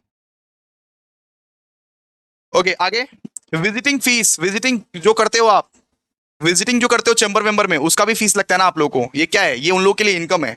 तो बिजनेस इनकम को आइडेंटिफाई करके, जो आपके बिजनेस के रिलेटेड इनकम है उसको आइडेंटिफाई करके लिखते जाइए। कितना है, 1,20,000, 1,20,000। इसके बाद लिखिए cash receipt from patient, patient से जो कैश रिसिप्ट मिला, कैश रिसिप्ट फ्रॉम पेशेंट, वो कितना है बताइए, 50,000। और आगे gift from patient, gift from patient, अगर पेशेंट ने कुछ गिफ्ट दिया तो उस पर भी टैक्स लगेगा, लगेगा तो लगेगा। पेशेंट ने कुछ तुमको गिफ्ट दिया तो उस पर भी टैक्स लगेगा। कितने का गिफ्ट दिया बता, 20,000 का। इसके बाद लिखो stock of medicine, sale of medicine, sale of medicine, sale of medicine, medicine को बेच के जो तुमने पैसा कमाया, ठीक है। क्वेश्चन देखते जाओ यार, क्वेश्चन तुम क्यों नहीं देखते हो, क्वेश्चन, क्वेश्चन देखो, क्वेश्चन में सब कुछ दिया हुआ है। देखो विजिटिंग फीस है, सेल ऑफ मेडिसिन आएगा, ओके। ये एग्जामिनर फीस नहीं आएगा, एग्जामिनर फीस तो आपका बिजनेस के रिलेटेड है ही नहीं, बिजनेस के रिलेटेड तो है ही नहीं, एग्जामिनर फीस तो आएगा कैसे। डॉक्टरी के रिलेटेड जो इनकम है और डॉक्टरी के रिलेटेड जो एक्सपेंस है वही सब सब चीज आएगा, ठीक है, ठीक है। सेल ऑफ मेडिसिन कितना कितना कितना कितना, 2,40,000। चलिए आप टोटल कीजिए, टोटल करके बाहर कर, टोटल कर, 1,20,000, 80, 2,00,000, 2,50,000, 2,50,000, 2,70,000, 2,70,000 और 4,00,000, 4,70,000, 4,70,000, 5,10,000, ठीक है। मैं तो ऐसे ही कैलकुलेट कर लेता हूँ, 5,10,000। चलो ठीक है, इनकम हो गया। एक्सपेंसेस लेस करो, एक्सपेंसेस लेस करो, एक्सपेंसेस लेस करो, एक्सपेंसेस। इनकम तो हो गया भाई, इनकम तो हो गया, लेस करो एक्सपेंसेस। एक्सपेंसेस क्या क्या बता। एक्सपेंसेस है सबसे पहले मेंबरशिप फीस, मेंबरशिप फीस लेके रखता है बहुत जन, बहुत अमीरों के औलाद मेंबरशिप फीस लेके रखता है। मेंबरशिप फीस कितना बता, 2,000, ठीक है, मेंबरशिप फीस। अरे सीए तुम बन जाएगा तो आईसीआई को देगा ना पैसा तुम, सीए तुम बन जाएगा, आईसीआई को देगा ना तुम पैसा, मेंबरशिप देगा ना आईसीआई को पैसा, आईसीआई को मेंबरशिप फीस फीस फीस देना पड़ता है। वैसे ही डॉक्टरी में भी होता है वैसा, कि अगर तुम एक प्रोफेशनल बढ़ जाते हो तो मेंबरशिप फीस तुमको देना पड़ता है। ये सब तुम्हारा एक्सपेंस है, ये सब तुम्हारा क्या एक्सपेंस है। इसके बाद रेंट ऑफ क्लिनिक, ये वायर मेरे को अटक रहा है, rent of clinic, rent of clinic, rent of clinic कितना बताओ, 26,000। इसके बाद इलेक्ट्रिसिटी, इलेक्ट्रिसिटी का पैसा, वाटर, गैस, ये सब का पैसा कितना कितना है बताओ, 8,000। और आगे, आगे car expenses, car expenses, car expenses. अच्छा कार एक्सपेंसेस कितना लगा है बताओ तो। कार एक्सपेंसेस जितना भी था, जितना भी था उसका सिर्फ 2/3 आएगा, उसका सिर्फ 2/3 आएगा, ठीक है, उसका सिर्फ 2/3 आएगा। सुनो ना, कार में हम लोग ने 60,000 भरा था कि नहीं इंस्टॉलमेंट, उसका सिर्फ 2/3 यहां पे लेंगे, बिकॉज 1/3 तो पर्सनल पर्पज के लिए है, 1/3 तो पर्सनल पर्पज के लिए है, ठीक है। तो 60,000 का सिर्फ 2/3 आएगा यहाँ पे, ठीक है। कितना होगा 2/3 बताओ, 60,000 का 2/3 कितना होगा, 40,000। आगे बताओ, मेडिसिन परचेस्ड, आगे लिखो मेडिसिन परचेस्ड, मेडिसिन कितने का परचेस किए, मेडिसिन, मेडिसिन कितने का परचेस किए, 1,60,000 का परचेस किए थे और 20,000 खुद के बेटे के लिए लेके चले गए। 1,60,000 का मेडिसिन तुमने परचेस किया था, देखो ना यहाँ पे लिखा हुआ है 1,60,000 का मेडिसिन तुमने परचेस किया था और 20,000 खुद का बेटा के लिए लेके चला गया। तो खुद का बेटा के लिए जो लेके चला गया, पर्सनल जो एक्सपेंसेस है वो हटाओ तुम, सिर्फ बिजनेस एक्सपेंसेस को लेको। तो 1,60,000 माइनस 20,000 यानी कितना सर, 1,40,000। चलो चलो चलो चलो हो गया। इसके बाद सैलरी टू स्टाफ, स्टाफ को जो सैलरी दिए हो उसको भी लेना पड़ेगा। जो जो तुम्हारा बिजनेस रिलेटेड एक्सपेंसेस है वो सब चीज को तुम लोगे। Salary to staff, salary to staff कितना होगा बताओ? 40,000। ठीक है, 40,000। ओके, इसके बाद डेप्रीशिएशन भी आपको लेना पड़ेगा। Depreciation, what sir? डेप्रीशिएशन एक एक्सपेंस, डेप्रीशिएशन भी तो है। एक्सपेंसेस में डेप्रीशिएशन भी तो आता है, लिखो ना तो डेप्रीशिएशन क्या क्या। बुक्स आएगा, बुक्स का कितना था डेप्रीशिएशन? कितना था? कुछ वो 4,000 निकला था ना कुछ। सर्जिकल इक्विपमेंट का कितना था? कितना था सर्जिकल इक्विपमेंट का? देखो तो डेप्रीशिएशन, वो 4,500, 4,500। और मोटर कार का जो भी डेप्रीशिएशन था, जो भी डेप्रीशिएशन था उसका सिर्फ 2/3 आएगा। मोटर कार का जो भी डेप्रीशिएशन था उसका सिर्फ 2/3 आएगा, बिकॉज 1/3 तो पर्सनल है रे बाबा, 1/3 तो पर्सनल है। तो मोटर कार का जो डेप्रीशिएशन था वो 35,381 था ना, 35,381। इसका सिर्फ 2/3 आएगा इधर, 2/3 और कुछ नहीं, 2/3 आएगा इधर। ठीक है, कितना बताओ? 23,008, कितना कितना कितना? 23,008। गलत क्या है? करो तुम लोग, करो पहले। कितना श्योर ना? हाँ तो 23,587, 23,587 कितना? 587, 587, 587। चलिए आइए, लेस कीजिए सबको, लेस कीजिए सबको, लेस कीजिए। अच्छा, ऐड करके बाहर निकालिए, ऐड करके बाहर निकालिए, लेस बाद में कर लेंगे। ऐड करके बाहर निकालिए, सबको ऐड करके, जितना भी आइटम्स है सबको ऐड करके बाहर निकालो। जितना भी आइटम्स तुम लिखे हो सबको ऐड करके बाहर निकालो। सारा आइटम्स को ऐड करके बाहर निकालो, कितना निकलेगा बताओ? 2,88,087 है। कितना? 2,88,087। ओके, सो 2,88,087, 2,88,087 आपका निकलेगा। इसको आप घटा दीजिए, इनकम के साथ एक्सपेंसेस को घटा दीजिए, बात खत्म। इनकम के साथ एक्सपेंसेस को घटा दीजिए, आपका निकलेगा पीजीबीपी। कितना बताओ? इनकम है 5,10,000, ठीक है। एक्सपेंसेस कितना अभी निकला है? वो 2,88,087। आगे बताओ। 2,21,913 पक्का? 2,21,913। ये क्या है बेटा? ये आपका इनकम फ्रॉम पीजीबीपी है, इनकम फ्रॉम पीजीबीपी। ये आपका निकला इनकम फ्रॉम पीजीबीपी, ठीक है, 2,21,913। बस इसी तरीके से, इतना सिंपल तरीके से आप लोग को डायरेक्ट मेथड भी सिखा दिए। डायरेक्ट मेथड भी आप लोग को बहुत सिंपल तरीके से सिखा दिए, सिंपल तरीके से सिखा दिए। क्लियर है? चलो अभी नेक्स्ट सम, अभी अगला वाला सम करते हैं। अगला वाला सम हम लोग करने वाले हैं कुछ बेसिक कंसेप्ट्स के ऊपर कि कौन कौन सा इनकम्स जो है, कौन कौन सा एक्सपेंसेस जो है अलाउड है, कौन कौन सा एक्सपेंसेस वुड डिसअलाउड है। ठीक है, कौन कौन सा इनकम, कौन कौन सा एक्सपेंसेस अलाउड है, कौन कौन सा इनकम, कौन कौन सा मतलब कि एक्सपेंसेस वुड डिसअलाउड है, वो सब करने वाले हम लोग। ठीक है, चलिए आइए आइए। अच्छा दोस्तों, हम लोग सारे के सारे टाइप्स को कवर कर लिए, बस एक साइंटिफिक रिसर्च बाकी है और बस एक ऐसा टाइप का क्वेश्चन बाकी है। क्वेश्चन नंबर 1 को जरा ध्यान से देखिए। इस टाइप के क्वेश्चन आपके एग्जामिनेशन में पूछ सकते हैं और बोलेंगे कि बताओ कौन कौन सा अलाउड एक्सपेंडिचर है और कौन कौन सा डिसअलाउड एक्सपेंडिचर है। आपके एग्जामिनेशन में पूछेंगे कि बताओ कौन कौन सा अलाउड एक्सपेंडिचर है और कौन कौन सा डिसअलाउड एक्सपेंडिचर है। तो एक बार रिवाइज करके आ जाइए बेसिक कंसेप्ट। कल जो कंसेप्ट सिखाए थे आप लोगों को, एक बार उसको रिवाइज करके आ जाइए और अभी इसको सॉल्व करते हैं हम लोग क्वेश्चन नंबर 1 को। क्वेश्चन नंबर 1 और एक क्वेश्चन सॉल्व कर लेंगे, बस हमारा ये वाला कंसेप्ट भी क्लियर हो जाएगा। चलिए आइए, यहां पे देखिए क्या लिखा हुआ है, interest on funds borrowed for income tax. ये बताइए अलाउड है या डिसअलाउड है, जल्दी बोलिए। ये बोलिए अलाउड है या डिसअलाउड है, प्लीज कमेंट बॉक्स में हर कोई बोलेगा। इनकम टैक्स वाला चीज लिखा हुआ है, इनकम टैक्स क्या कभी अलाउड होता है? इनकम टैक्स क्या कभी अलाउड एक्सपेंडिचर होता है या डिसअलाउड होता है? Of course sir, income tax का बात छिड़ गया यहां पे, यानी ये डिसअलाउड है। इनकम टैक्स का बात जहां पर भी छिड़ा, ये क्या है? Disallowed expenditure. इनकम टैक्स वाला बोलता है कि नहीं, इसको हम लोग एक्सपेंडिचर नहीं मानेंगे, ये क्या? डिसअलाउड। ठीक है, एग्जामिनेशन में आया तो किस तरीके से लिखने का? एग्जामिनेशन में आया तो इसको पूरा चीप देने का, interest on fund borrowed for income tax is disallowed expenditure, इस तरीके से। एग्जामिनेशन में अगर ऐसा आया तो सीधा ऐसे करके लिखने का, interest on fund borrowed for income tax is disallowed expenditure, disallowed expenditure. बहुत इजी है। इसके बाद बोला legal charges were paid for the registration of trademark. Please एक बार कमेंट बॉक्स में लिखिए, प्लीज एक बार कमेंट बॉक्स में लिखिए क्या होगा इसका, क्या होगा? लीगल चार्जेस अगर आप पे करते हो तो क्या वो अलाउ करता है या नहीं करता है? अलाउड है या नहीं है? तो बेटा लीगल चार्जेस अगर कुछ भी होता है ना तो अलाउड एक्सपेंडिचर माना जाता है। इनकम टैक्स वाला बोलता है कि हाँ ले सकते हो तुम पीएल में, ये एक्सपेंडिचर को ले सकते हो, अलाउड एक्सपेंडिचर माना जाता है, अलाउड एक्सपेंडिचर माना जाता है, ठीक है, अलाउड एक्सपेंडिचर माना जाता है। और सेक्शन अगर तुम कोई पूछेगा, सेक्शन अगर सेक्शन तुमको पूछेगा कोई, तो लिख देना under section 37 clause 1, under section 37 clause 1, ठीक है, अंडर सेक्शन 37 क्लॉज 1। क्लियर है? चलो, इसके बाद बोला हुआ है legal expenses including lawyers fees for raising loan from financial institution से। ये क्या अलाउड है या डिसअलाउड है, बताओ तो, ये अलाउड है या डिसअलाउड है, जल्दी बोलो। अगर आप लीगल एक्सपेंसेस खर्चा करते हो लॉयर के फीस के लिए, लोन रेज करते हो, ये सब अलाउड है कि नहीं? ये अलाउड है, ये सब अलाउड है।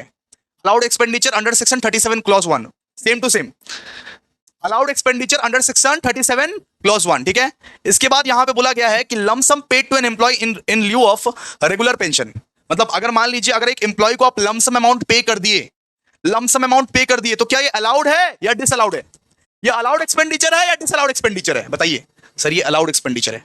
आप एक एम्प्लॉय को, आप अपने कर्मचारी को लमसम पेंशन पे कर सकते हो, लमसम पेंशन कर सकते हो, ये अलाउड एक्सपेंडिचर है, अलाउड एक्सपेंडिचर है। उसको आप दिखा भी सकते हो पीएल में, कोई दिक्कत नहीं है, कोई दिक्कत नहीं है, ठीक है। इसके बाद बोला कि ex gratia paid to the dependent of the employ. मतलब मान लीजिए अगर एक एम्प्लॉय मर जाता है एक्सीडेंट में, अगर एक एम्प्लॉय मर जाता है एक्सीडेंट में, अगर उसको कुछ कंपेंसेशन वगैरह वगैरह वगैरह कुछ पे करते हो आप, अगर आपका एम्प्लॉय मर जाता है एक्सीडेंट में, उसके वाइफ को, उसके बच्चे को आप कुछ कंपेंसेशन पे करते हो, तो ये अलाउड है या डिसअलाउड है?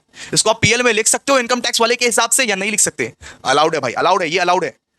जितना भी अलाउड एक्सपेंडिचर लिखा हूं सब अलाउड है as per section, as per under section 37 clause 1, ठीक है। अलाउड है ये, अलाउड है, अलाउड है ये, ओके। इसके बाद 700 was considered as bad debt। क्या बैड डेट अलाउ है, बताइए तो, क्या अलाउड है बैड डेट? तो the debtors were declared insolvent without no asset, the amount however was written off as irrecoverable in the account of the assessee। मतलब bad debt अगर कुछ हो गया, बैड डेट अगर कुछ हो गया, तो बैड डेट को आप लिख सकते हो या नहीं लिख सकते?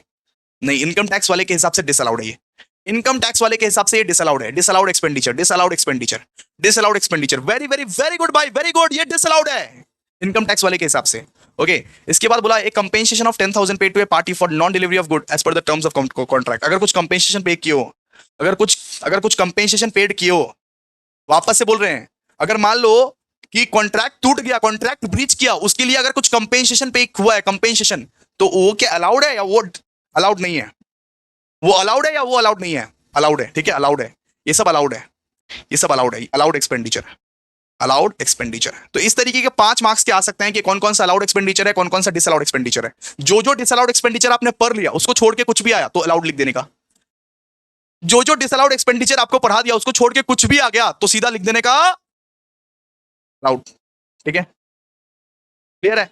चलिए आइए next sum, next sum question number 18 पे आइए, अभी क्वेश्चन नंबर 18 पे, ठीक है। क्वेश्चन नंबर 18 पे और एक सम करवा देते हैं ऐसे टाइप का, और एक सम करवा देते हैं, बस हो गया। क्वेश्चन नंबर 18 पे आइए, इस तरह के और एक सम करवा देता हूं, उसके बाद साइंटिफिक रिसर्च पे जाएंगे और साइंटिफिक रिसर्च को भी खत्म कर लेंगे, बस बात खत्म।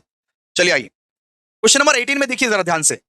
Discuss the admissibility of the following payments of expenses debited to profit and loss account for computation of business income for the assessment year. मतलब यहां पे ये बोला है कि ये अलाउड है या ये डिसअलाउड है, बोला है कि ये अलाउड है या डिसअलाउड है, सीधा सा बात है, अलाउड है या डिसअलाउड है। 5 मार्क्स का पूछ सकता है, 5 मार्क्स का पूछ सकता है, 5 मार्क्स का जो है पूछ सकता है। आइए सबसे पहला बोला है कि provision for bad and doubtful debt. आप ही बोलिए कि अलाउड है या ये डिसअलाउड है। सीधा सा बात है, ये डिसअलाउड है।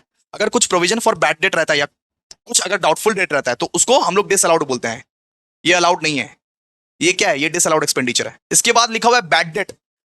ये बताइए बैड डेट क्या अलाउड है या डिसअलाउड है? अगर बैड डेट अलाउ करेगा असेसिंग ऑफिसर, बैड डेट अगर अलाउ करेगा असेसिंग ऑफिसर तो अलाउड है, तो अलाउड है, ओके। बैड डेट अगर अलाउ करेगा असेसिंग ऑफिसर, अलाउ कर देगा, if allowed by assessing officer, लिखिए if allowed by assessing officer, if allowed by assessing officer, assessing officer, then it's allowed or else not। अगर assessing officer allow कर दिया कि हाँ तुम बैड डेट ले सकते हो तो अलाउड है, नहीं अलाउ किया तो नॉट अलाउड है, बस बात खत्म, ठीक है। इसके बाद देखिए payment of 15,000 in cash to a creditor. आप 10,000 से ज्यादा का कैश ट्रांजेक्शन कर ही नहीं सकते। आप 10,000 से ज्यादा का कैश ट्रांजेक्शन अगर करोगे तो वो डिसअलाउड बन जाता है, वो डिसअलाउड बन जाता है बेटा। सो थर्ड वाला क्या है? Disallowed expenditure, disallowed expenditure, disallowed expenditure. So 10,000 का कैश आप कर ही नहीं सकते, ठीक है। इसके बाद ये payment of interest of 45,000 on term loan from bank after the due date of submission of return, इसका क्या होगा बताइए, बताइए। अलाउड है, सिंपल सा बात है, अलाउड है। आप अपना इंटरेस्ट पेमेंट कर रहे हो ना, इंटरेस्ट पेमेंट तो भाई अलाउड है ना, कोई दिक्कत नहीं है इसमें। अलाउड एक्सपेंडिचर, ये क्या है, अलाउड एक्सपेंडिचर, अलाउड एक्सपेंडिचर। ये सब चीज में खिटपिट नहीं करने का, डिसअलाउड एक्सपेंडिचर का लिस्ट देख लेना, बाद बाकी कुछ भी आए उसको अलाउड लिख के आ जाना। एग्जॉस्टिव लिस्ट लिखवाया हूं मैं। इसके बाद यहां पे दिया हुआ पेनाल्टी ऑफ, ये penalty of 10,000 paid to custom authority. अगर कुछ फाइन्स, कुछ पेनाल्टी अगर आप पे करते हो इनकम टैक्स डिपार्टमेंट को या कस्टम अथॉरिटी को या जीएसटी डिपार्टमेंट को, तो वो सब डिसअलाउड माना जाता है, वो सब डिसअलाउड माना जाता है। वो सब क्या है, वो सब डिसअलाउड माना जाता है, डिसअलाउड एक्सपेंडिचर, वो सब डिसअलाउड एक्सपेंडिचर माना जाता है, ठीक है। बस ये भी कंप्लीट हो गया हमारा। अब last but not the least scientific research वाला क्वेश्चन करेंगे। अब साइंटिफिक रिसर्च वाला क्वेश्चन, ठीक है, साइंटिफिक रिसर्च वाला कंसेप्ट समझेंगे और खत्म कर देंगे इस सेशन को। Thank you so much. अब देखिए हमारा लास्ट टॉपिक है साइंटिफिक रिसर्च। साइंटिफिक रिसर्च में और कुछ भी नहीं है भाई। अगर कुछ लैंड आपको दिखे, लैंड, तो लैंड पे आपको डिडक्शन नहीं मिलेगा और बाकी सब पे आपको 100% डिडक्शन मिलेगा, बस ये याद रख लीजिए। साइंटिफिक रिसर्च में जो भी चीज दिखेगा, लैंड को छोड़ के बाकी सब चीज पे 100% डिडक्शन मिलेगा आपको, बात खत्म। इतना इतना ट्रिक याद रख लीजिए आप लोग, लैंड को छोड़ के बाकी हर चीज पे 100% डिडक्शन मिलता है आपको। तो देखिए फिर भी मैंने कैटेगरी वाइज दिया है आपको, यहां पे देखिए। अगर आपका जो कंपनी है वो, अगर आपका जो कंपनी है वो ये मतलब वो बायोटेक्नोलॉजी बेस्ड है, अगर आपका कंपनी बायोटेक्नोलॉजी बेस्ड है, बायोटेक्नोलॉजी बेस्ड है, तो आपको 100% डिडक्शन मिलेंगे except land and building. Land पे भी नहीं मिलेगा और बिल्डिंग पे भी नहीं मिलेंगे, ठीक है। अगर आपका कंपनी बायोटेक्नोलॉजी बेस्ड है तो हर चीज पे 100% डिडक्शन मिलेगा एक्सेप्ट लैंड एंड बिल्डिंग। अगर कंपनी बायोटेक्नोलॉजी बेस्ड है तो, ठीक है। अगर कंपनी दूसरे incurred in the assessee in any way, मतलब मान लीजिए एक एसएससी को लगा कि मेरे को साइंटिफिक रिसर्च में पैसा लगाना चाहिए, मेरा कोई कंपनी बायोटेक्नोलॉजी बेस्ड नहीं है, तो 100% डिडक्शन आपको मिलेगा एक्सेप्ट लैंड। लैंड को छोड़ के, सिर्फ और सिर्फ लैंड को छोड़ के आपको 100% डिडक्शन मिल जाएगा, 100% डिडक्शन, ठीक है। मतलब सीधा सा बात है, साइंटिफिक रिसर्च नाम सुनते ही आप ये सोचो कि लैंड को छोड़ के बाकी हर चीज पे आपको 100% डिडक्शन मिलेगा, 100% डिडक्शन आपको हर चीज पे मिलने वाला है। इसके बाद paid in any approved scientific institute 100% deduction except land.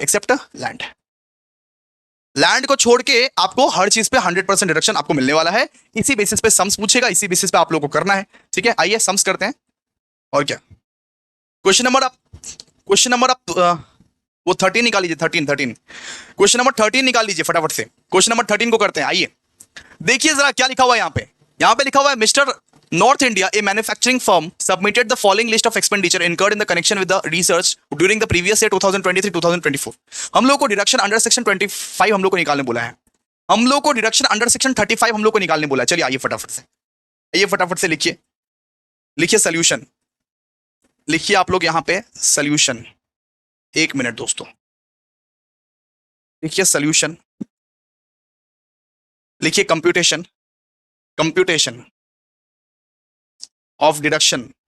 Of deduction. Scientific research बहुत इजी है दोस्तों, आप क्यों टफ ले रहे हो इसको। अंडर सेक्शन 35, अब देखो मैंने क्या बोला था, लैंड को छोड़ के हर किसी पे 100% डिडक्शन मिल जाएगा, लैंड को छोड़ के हर किसी पे।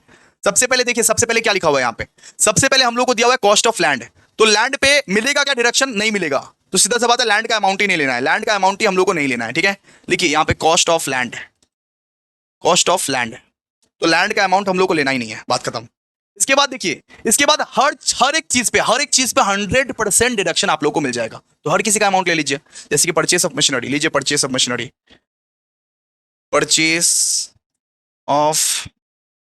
मशीनरी, कितना है परचेस ऑफ मशीनरी, 2,75,000 ले लीजिए।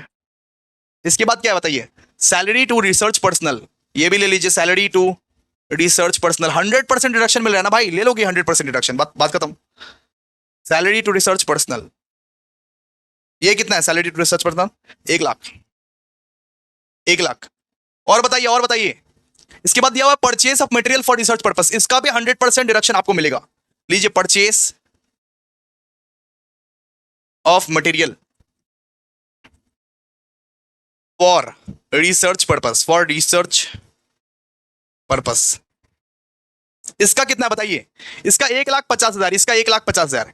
अब इसको टोटल करके बाहर कर दीजिए, नंबर 1 का कंप्लीट हो गया, इसको टोटल करके बाहर कर दीजिए कितना, 1,50,000, 1,00,000, 2,50,000, 2,50,000 और 2,75,000, 5,25,000, 5,25,000, 5,25,000।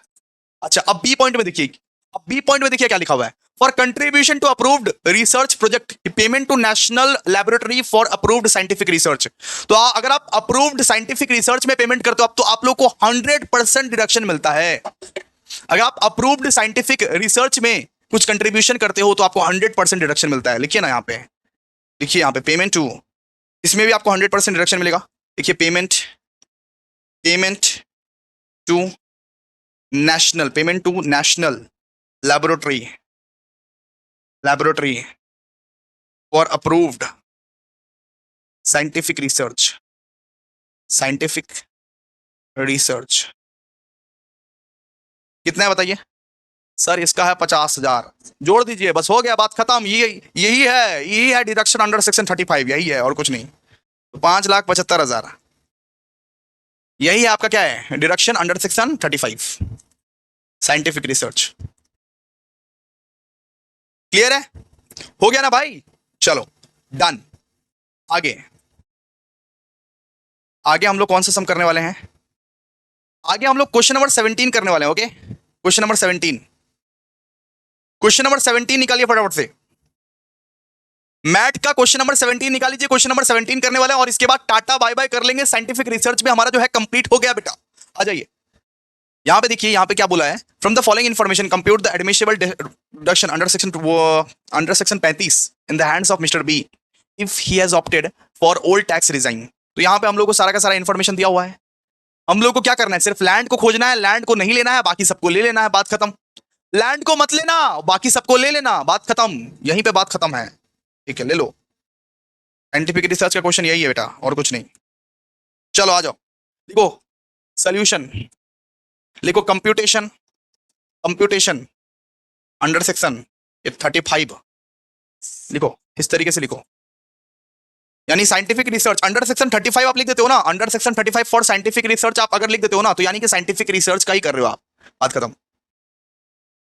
ठीक है, यहां पे लिखो पर्टिकुलर्स, पर्टिकुलर्स, यहां पे लिखो डिटेल्स, अमाउंट लिख दो। ठीक है, फर्स्ट आप क्या लिखा है, फर्स्ट यहां पे क्या लिखा हुआ है, फर्स्ट लिखा हुआ है एक मिनट, फर्स्ट यहां पे देखिए, फर्स्ट यहां पे क्या लिखा हुआ है, यहां पे लिखा हुआ है contributed to IIT Delhi for scientific research, यानी अप्रूव्ड इंस्टीट्यूट में आप कंट्रीब्यूशन कर रहे हो तो आपको 100% डिडक्शन मिलेगा। तो लिखिए, लिखिए कंट्रीब्यूशन टू आईआईटी दिल्ली। अगर आप अप्रूव्ड साइंटिफिक इंस्टीट्यूशन में कंट्रीब्यूशन कर रहे हो तो आपको 100% डिडक्शन मिलेगा बेटा। देखिए कंट्रीब्यूशन टू आईआईटी दिल्ली कितना है बताइए, 64,000, शाबाश। इसके बाद और बताइए, और क्या दिया हुआ है, और कोई है यहां पे दिया हुआ contributed to Indian statistical institute for statistical research, approved scientific institution में आपने कंट्रीब्यूशन किया, अप्रूव्ड साइंटिफिक इंस्टीट्यूशन में। ठीक है, लिखिए contribution, contribution to statistical institute, statistical institute, ये कितना है बताइए, 45,000, 45,000। अब आगे, अब हम लोग ने एक्सपेंडिचर किया for in house scientific research.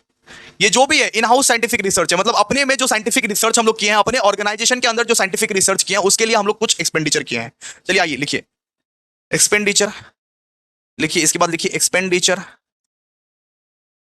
For in house scientific research, scientific research.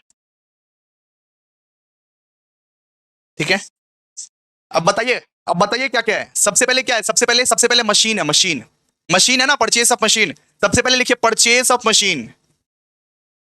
इस पे कितना का डिडक्शन मिलेगा, इस पे कितने का डिडक्शन मिलेगा सर? 100% डिडक्शन मिलेगा इस पे, 100% डिडक्शन। कितना है बताइए? 2,50,000, 2,50,000। आगे क्या दिया हुआ है, आगे आगे दिया हुआ है सर परचेस ऑफ लैंड। तो परचेस ऑफ लैंड आएगा बताओ? लैंड आता है, लैंड पे डिडक्शन मिलता है क्या? लैंड पे डिडक्शन मिलता है? नहीं मिलता है सर। तो लैंड पे डिडक्शन नहीं लेंगे हम, नहीं लेंगे, नहीं लेंगे, लिखेंगे लेकिन नहीं लेंगे। ठीक है, इसके बाद और बताइए, इसके बाद बोला कंस्ट्रक्शन ऑफ बिल्डिंग 7,50,000। तो कंस्ट्रक्शन ऑफ बिल्डिंग पे तो लेंगे ही भाई, बिल्डिंग पे ले सकते हैं, लैंड पे नहीं लेंगे, लैंड पे नहीं लेंगे, बिल्डिंग पे लेंगे जरूर। तो कंस्ट्रक्शन ऑफ बिल्डिंग लिखिए, कंस्ट्रक्शन ऑफ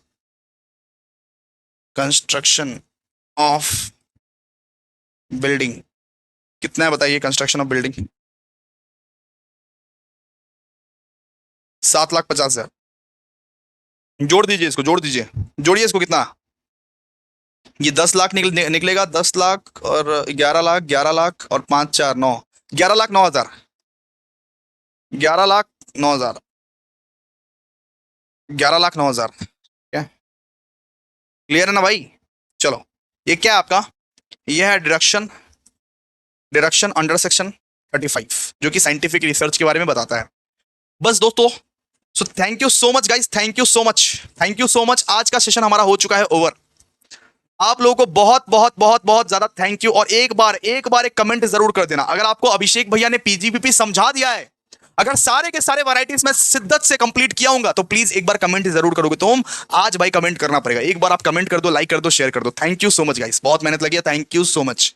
और ऐसे ऐसे अगर रेगुलर लेक्चर चाहते हो तो कमेंट, लाइक, शेयर तो दिखाना पड़ेगा, सपोर्ट तो दिखाना पड़ेगा बेटा, तभी हो पाएगा। ठीक है, बाय बाय।